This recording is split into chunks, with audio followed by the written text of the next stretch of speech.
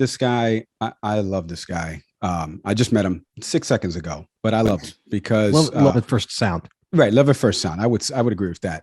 He's a senior data reporter over at CNN. You can check out all of his work at CNN.com. He just did a great article about the 2020 census, and that is Harry Enten. Harry, Mike Leon, Nick Saveri, thank you so much for hopping on the podcast with us.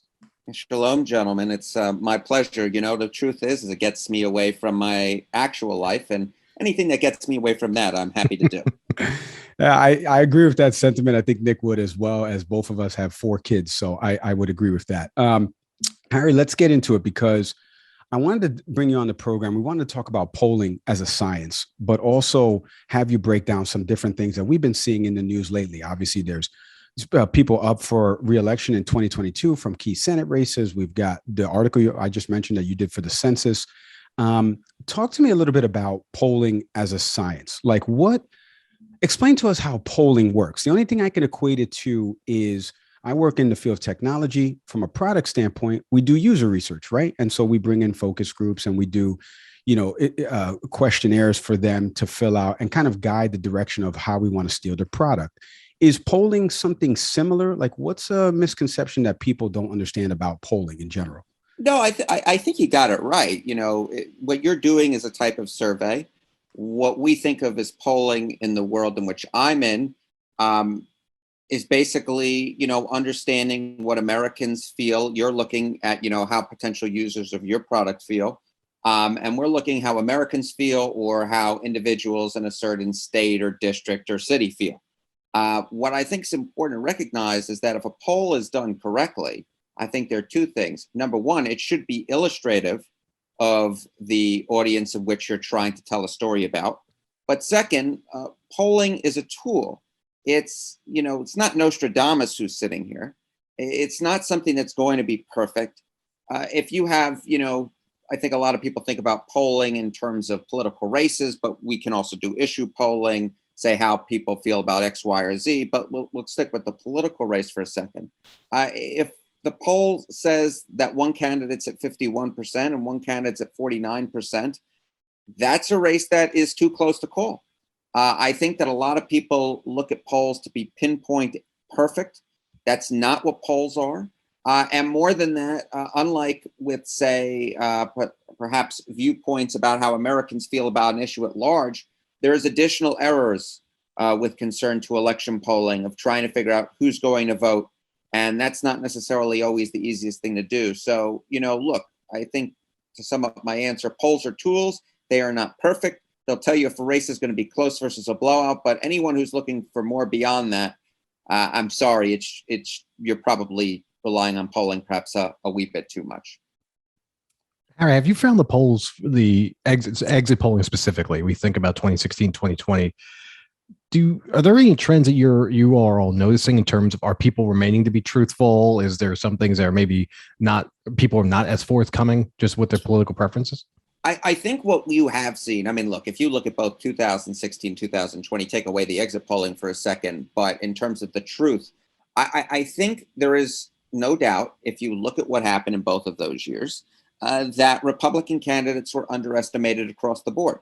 I think the question is, why were Republican candidates underestimated across the board? Was it because the people who were responding to the surveys not being truthful? Or was it the case that the people who were responding to the surveys not representative of the electorate at large? And I believe, based upon all the information that we have, it's the latter. It's not the former. It's that for whatever reason, the people that we are getting to take these surveys are not representative of the electorates that we believe that we're trying to understand. And we know that, for instance, that it does seem that the errors are correlated with places where there are a lot of white voters without college degrees. So the errors have tended to be worse in places, say, like Wisconsin, or say, like Michigan, or perhaps not spoken about as much because the race isn't ever close there, except maybe a Senate race in 2018. How about West Virginia?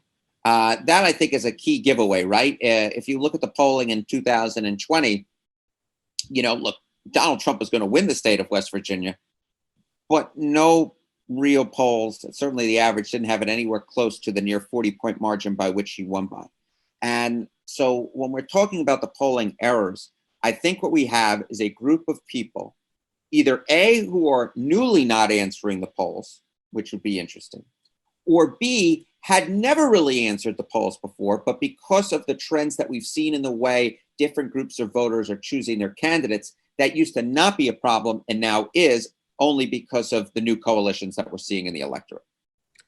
Harry, you wrote an article, like I just alluded to before, about the census in 2020 and how the U.S. as a country is diversifying a little bit more, right? And getting older.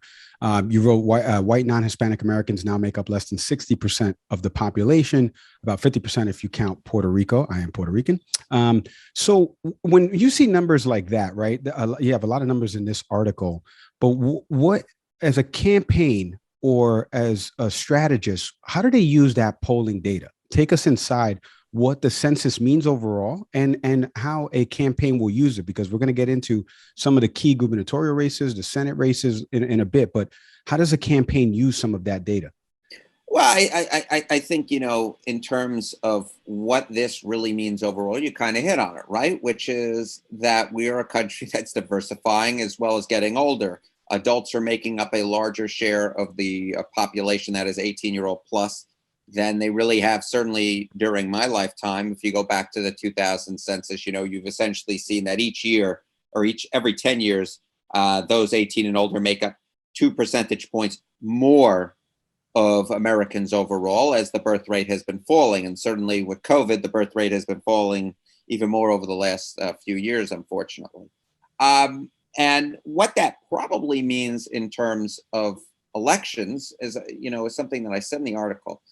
I think people hear about a diversifying country, and they therefore think, oh, okay, this is good for Democrats, because Democrats tend to do well with people of color.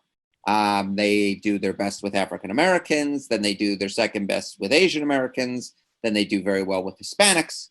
And therefore, Democrats are going to do very well. This was a theory or a thesis that was sort of brought to the forefront in the beginning of the century, which sort of said that Democrats would not be on easy street, but would be in very strong position. Here's the issue, and this has to do with how campaigns deal with this overall. Either A, or one, campaigns, Republican campaigns, if that's the case, need to have greater outreach to people of color. Or B, it could be the case that they try and run up the score of white voters. And we have seen white voters as a group vote more and more Republican compared to the baseline of the nation for the most part over the last 30 years. So that has sort of put a blunt to the instrument that perhaps Democrats would gain. Or B, which is something that's very much been interesting to me, is that, we don't really, I don't know if it's been spoken about nearly as much, but the reason Joe Biden won was because he did 7 points better with white males than Hillary Clinton did. If you look at all other voters in the electorate, he in fact did a point worse than Hillary Clinton did. Donald Trump vastly outperformed or at least outperformed, vastly might be a strong word, but outperformed his standing in 2020 among people of color compared to his 2016 performance. So I tend to be very, very cautious in reading too much into what the census necessarily means for future results. But I do understand, and I think people should understand, that campaigns need to change. And, inside an individual campaign, this year versus 2 years from now, look, they're going to mostly be running the same campaigns that they have, right? These are more glacial changes than they are immediate changes. But in terms of campaigns over the long term, what I think you're going to be seeing is what you generally see in a state like Florida, right? You saw that Rick Scott and Ron DeSantis ran campaigns in which there was real outreach to Hispanics. Now, Florida has a differing Hispanic population than the country as a whole, insofar as, Cubans make up a large portion of it, much more so than they do as the nation as a whole. But Donald Trump also did better with Puerto Ricans in and around Orange County, Orlando, than he did 4 years ago. So, look, I think that you're going to be seeing different Republicans run different campaigns as the country starts to look perhaps more like Florida and Texas than it does like Wisconsin and Michigan. But these are glacial changes taken over the long term. They're not, things that will be impacting elections just yet.